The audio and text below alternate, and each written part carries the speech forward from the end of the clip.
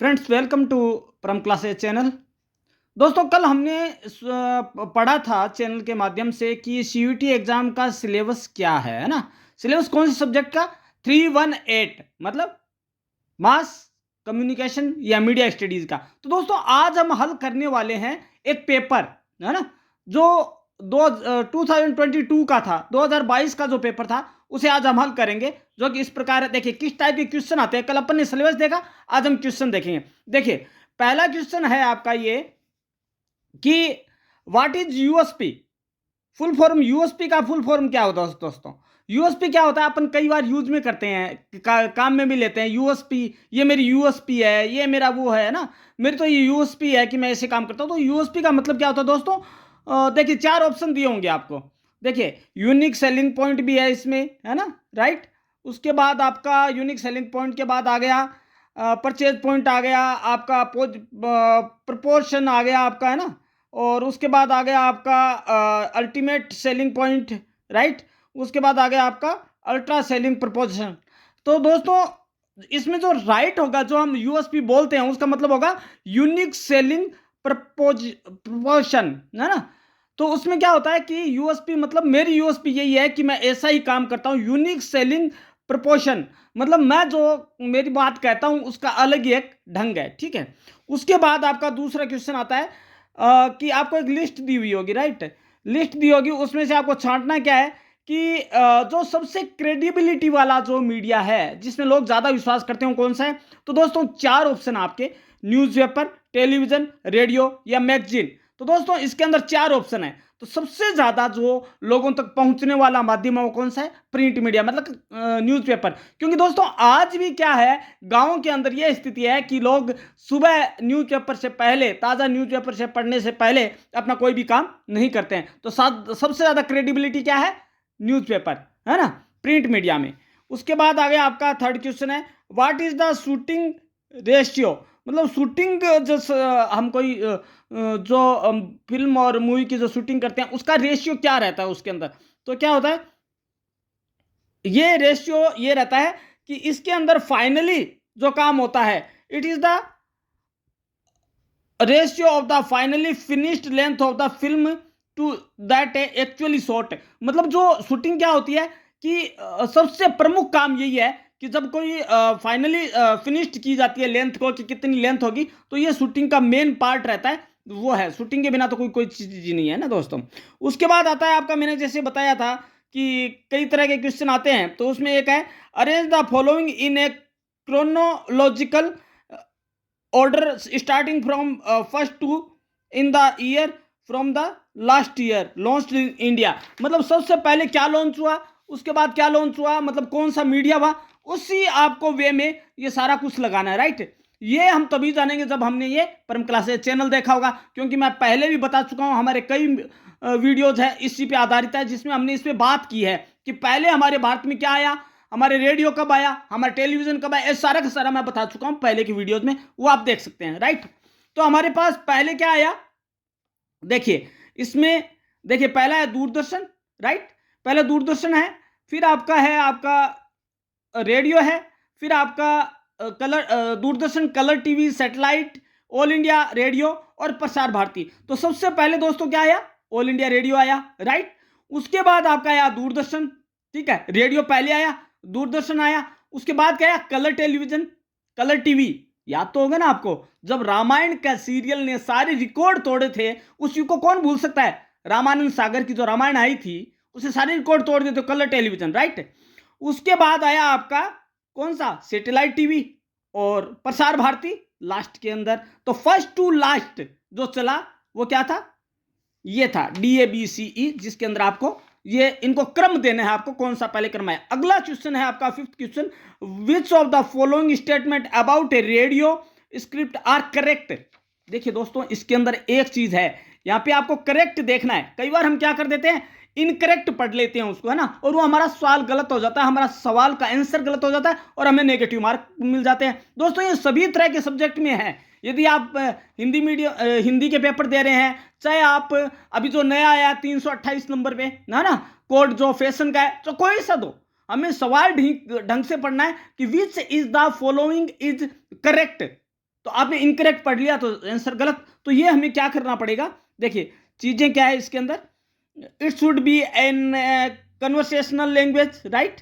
उसके बाद it should avoid technical jargons भाषा, it should avoid active voice, है ना। ये सारी चीजें दी होगी कि इनमें से कौन सा सही और कौन सा गलत है। तो हमें इनमें से चूज करना होगा, जिसमें से जो ये है ए है वो सही है। मतलब इसमें क्या क्या होना चाहिए, क्या राइट है, तो ए बी डी राइट है ओनली।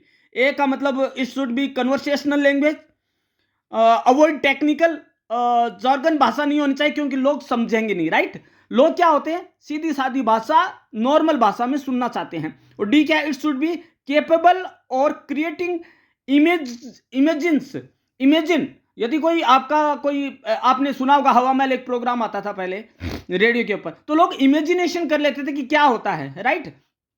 या रेडियो पहले कमेंट्री होती थी, मैच की कमेंट्री, तो उसमें लोग ये लगा देते थे अंदाजा कि कैसे अभी बॉल जा रही है तो 6 लगेगा या 4 लगेगा। तो ये क्या है, शब्द चित्र बनाता है, कौन, रेडियो शब्द चित्र बनाता है। तो ये हो गया कि क्या क्या होना चाहिए। अब अगला है आपका कि professional why adds new sound effects creating them in a studio using material of everyday use for film production, identify the type of artist he's. देखो कल अपन ने बात की थी ना, हमारे इस सिलेबस में टेलीविजन से संबंधित भी है।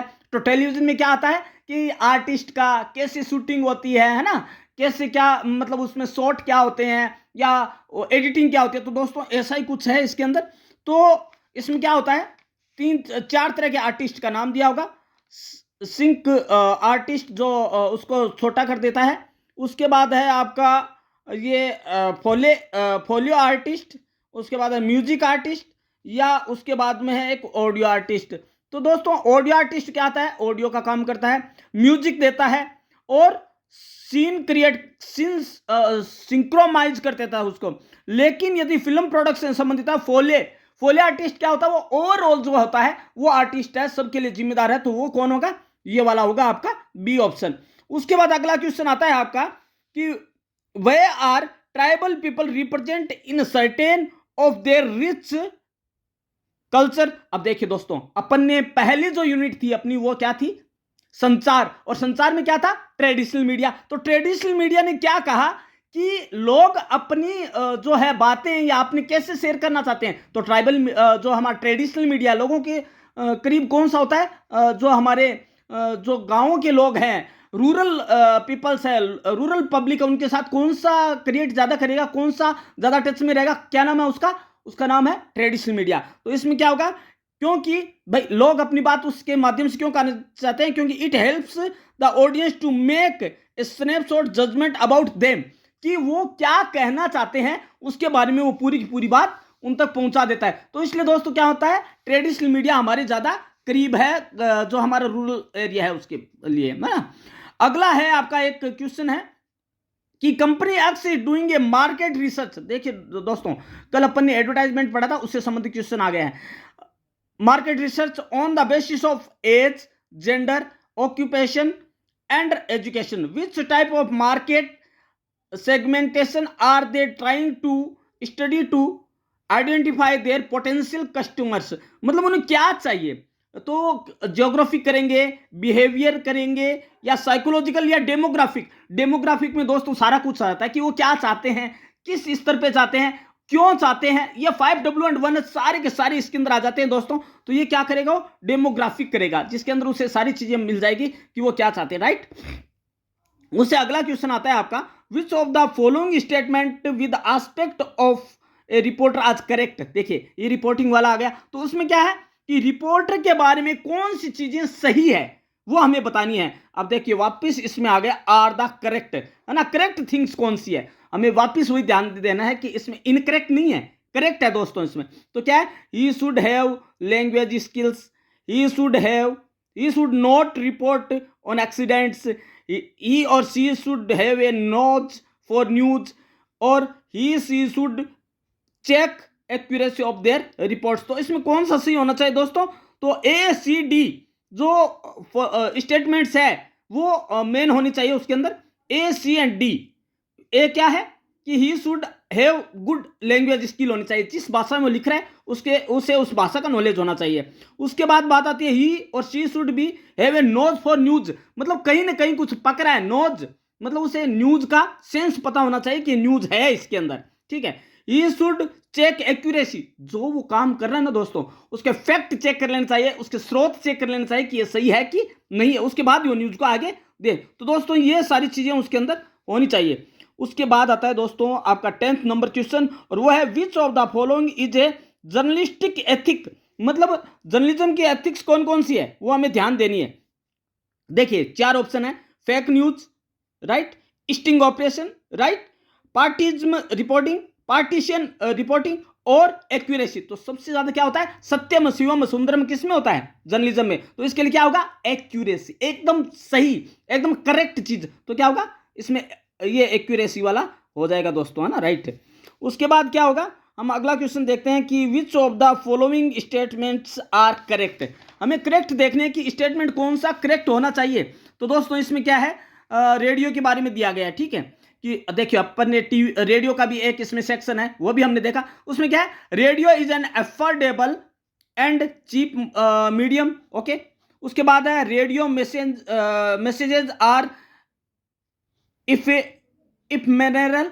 उसके बाद है radio is used for visual messages, radio is an rural medium, the reach of radio is spread to और रूरल एरियाज। तो इसमें दोस्तों सही कौन सा है, ए है, राइट। ये क्या करता है, चीप है। बी है मैसेंजर है, मतलब जो भी लोग हैं, जो नॉर्मल लोग हैं उनके लिए मैसेंजर का काम करता है।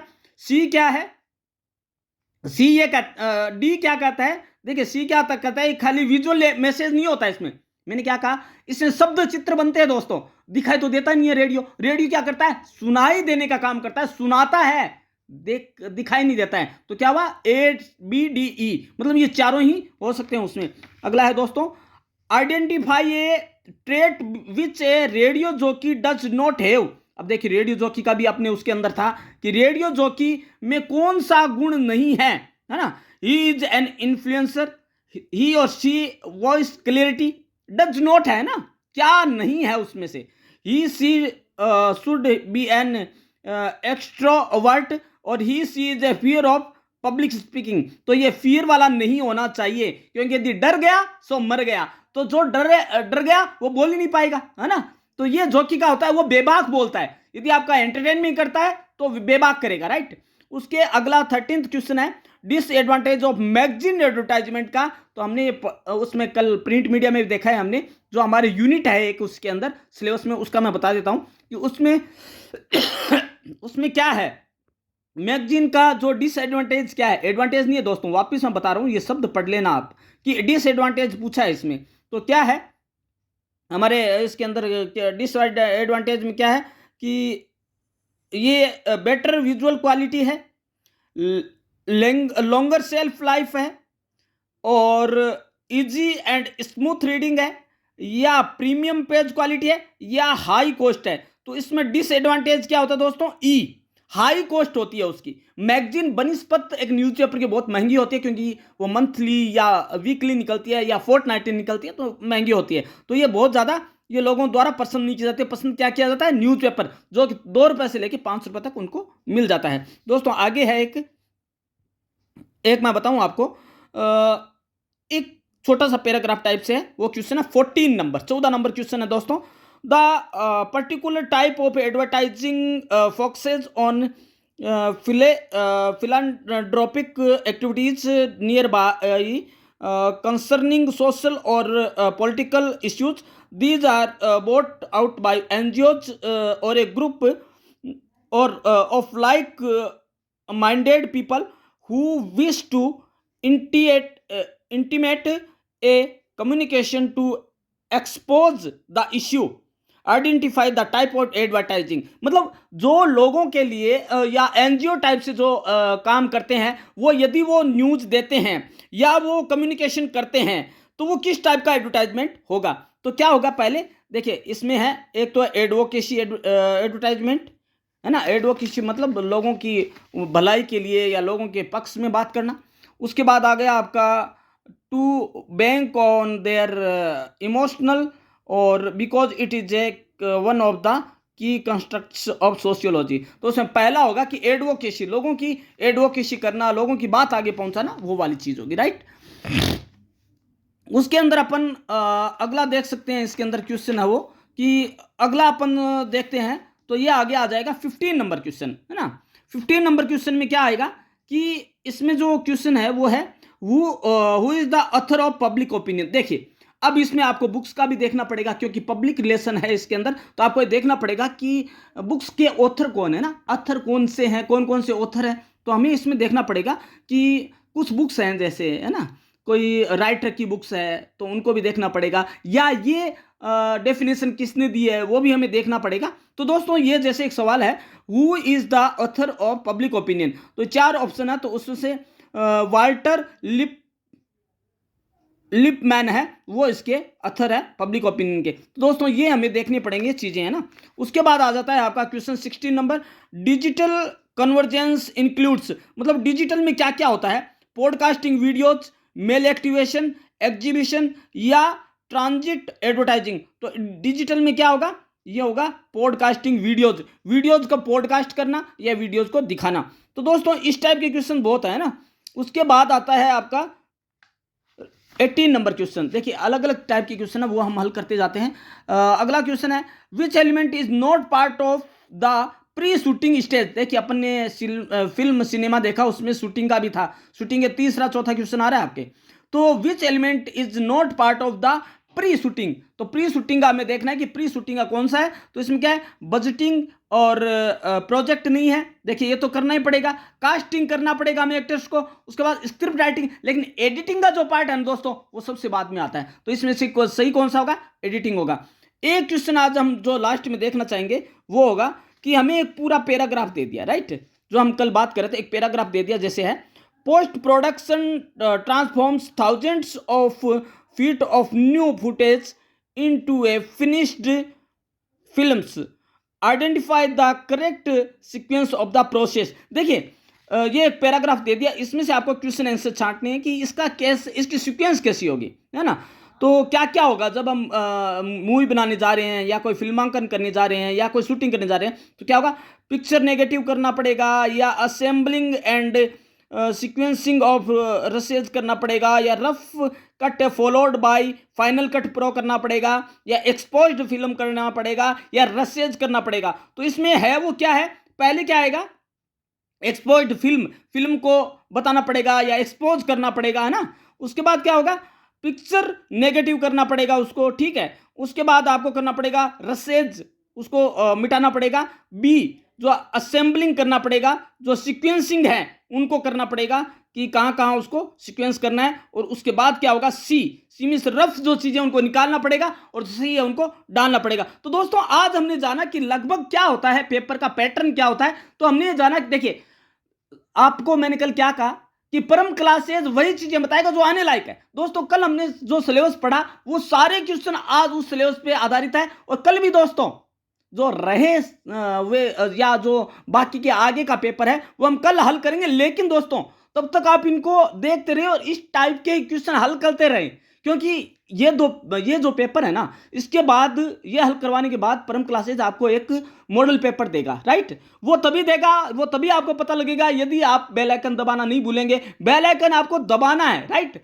आपको सब्सक्राइब करना है, आपको कमेंट लिखना है कि आपको समझ में क्या नहीं आया। तो दोस्तों आज आपने पढ़ा होगा कि कल जो हमने सिलेबस की बात की उनमें से क्वेश्चन है वो बहुत से उसमें वो है उस सिलेबस से मिलते जुलते हैं जो मैंने कल भी कहा था। तो दोस्तों आज आप इसे देखिए और समझिए जो अभी हमने कहे, और यदि आपको समझ में नहीं आया तो कमेंट में जरूर डालिए। और तब तक आप देखते रहिए परम क्लासेस चैनल और हमारे पुराने वीडियो जो आज से संबंधित थे और संबंधित है आज के टॉपिक से। और तब तक अपने दोस्त को विदा कीजिए और कल मिलते हैं इसी टाइम।